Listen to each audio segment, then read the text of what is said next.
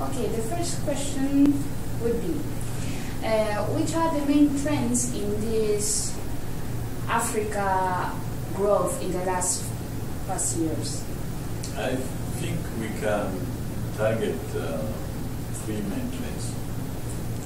7 of the 10 countries that have had the highest growth rates, economic growth rates in the world are Africans. And out of these 7 countries, most of them are not oil-producing countries, for example. They are countries that have known a certain degree of economic transformation. So, first aspect. The second aspect is, if we look at the dependence to aid, Africa has made huge progresses in its governance systems by increasing the domestic resources mobilization, which is called internal revenue. The internal revenue in the last 12 years has been multiplied by 5.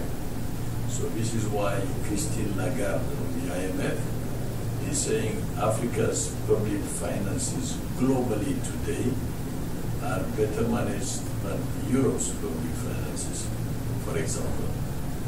The last trend is that even if we have grown significantly, even if we have mobilized our internal revenue, we still are the most unequal continent in the world. So social inequality is the highest in Africa. And if you look at our Gini coefficient, it tells you a lot. So we need to transform more by really avoiding social inequality and implementing policies that will reduce that social inequality. Otherwise, that growth will not be sustainable. So, what is the role of the infrastructure in the challenge of unifying Africa? If you look at how infrastructure globally, transport, energy, telecommunications, were built in the 50s, the 40s, the 50s, and the beginning of the 60s, it was mainly geared towards exportation of raw materials. So you had a whole mining, you had a road to export the raw material to a port. So that infrastructure was not conducive to internal economic transformation and was not conducive to intra-African trade. So Africans in the last 10 years have designed a strategy which is called PIDA, a Program for Infrastructure Development in Africa, by targeting key regional projects from north to south that will enhance intra-African trade. And if we enhance intra-African trade, it will really boost our different GDPs.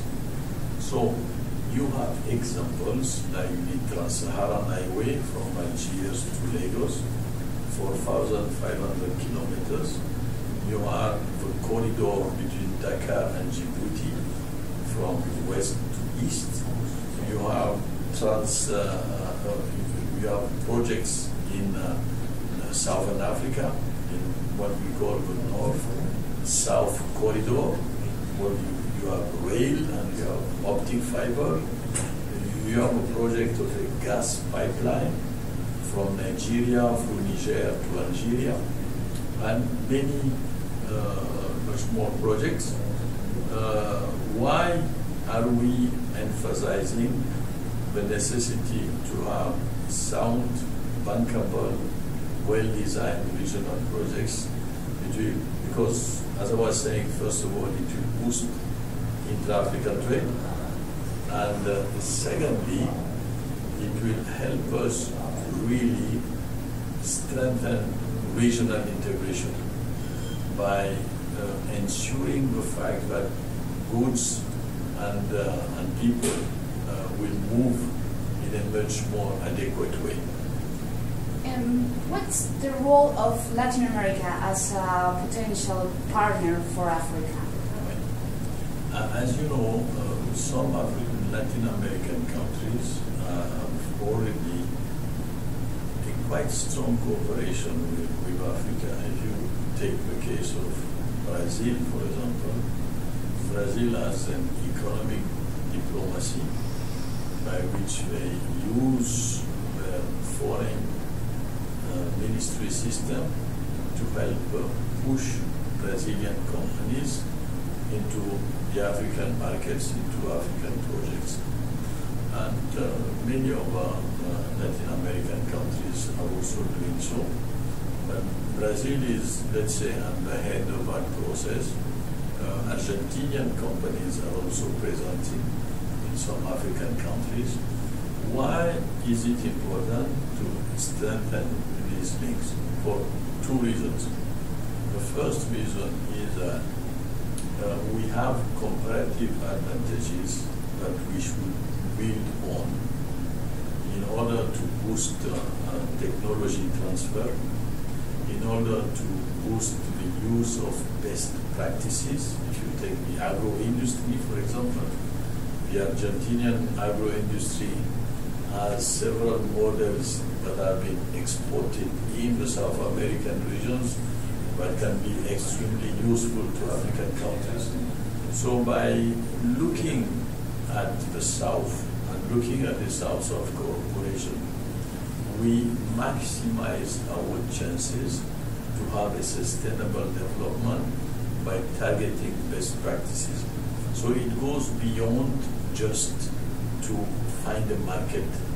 It really is a partnership in the global sense of the word. So would it be useful something like Mercosur for making us to strengthen the relationship between Africa and Latin America? Yes, Africa today has 1 billion inhabitants. 2050, 2 billion inhabitants at least. More than 40% of that population will be middle class. So it is a market. But beyond being a market, the weight of Africa as an emerging continent will have an impact on key issues which are dealt with on the geopolitical scene. And one of the best allies in forging that partnership is South America. So the anterior trends of looking at partnership only through the lenses of economic exploitation will not help us build a sustainable world. So if we want to build a sustainable world, it's very important that we share our best practices in order to boost the levels of life and well-being of both populations from both sides of the Atlantic. The last question will be, so what we can expect from Africa in the following 5 years? Well, the trend of an emerging Africa will certainly be strong in the next 5 to 6 years for two reasons. We have started to industrialize progressively, and that trend will expand. Secondly, in terms of political governance, we have made huge achievements, and the role of the civil society and the private sector is stronger. So it pushes the states and the government to have a more open position in what refers to public policy design. So if you take these two factors into account, you will have an Africa that is emerging progressively, and it is better create necessary links today than to wait for the next 20 years. Thank you. Okay, thank you.